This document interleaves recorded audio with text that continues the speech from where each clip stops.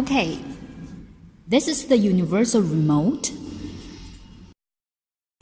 First, for the entry gate on this universal remote, hold on button 1 and then press button 2 4 times. 1, 2, 3, 4.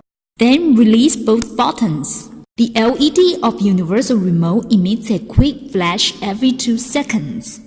Place your original entry gate remote near the universal remote, about 2 to 3 centimeters. Hold down your original remote button to open the gate until the LED of universal remote starts to flash quickly. While the LED of universal remote is flashing, press any button of the universal remote where you want to store. The remote is code just copied until the LED will turn off. For the garage door openers, use the same process above. However, one more step is needed. The one more step is press the lamp button on your garage door opener, the mechanical unit that opens the door. The LED on your garage door opener should be on. Next, just press the same button you programmed on the universal remote. The lights on your garage door opener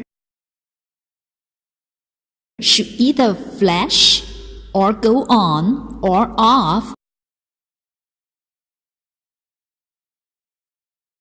depending on the brand of the opener. Now, you can use the universal remote to open your garage door. And another programming way is for the BFT brand remote. First, hold on button 1 and press button 2 4 times. 1, 2, 3, 4. Then release both buttons. The LED of universal remote emits a quick flash every 2 seconds. Place the original BFT remote in front of the universal remote. Press the button of the original remote that you want to copy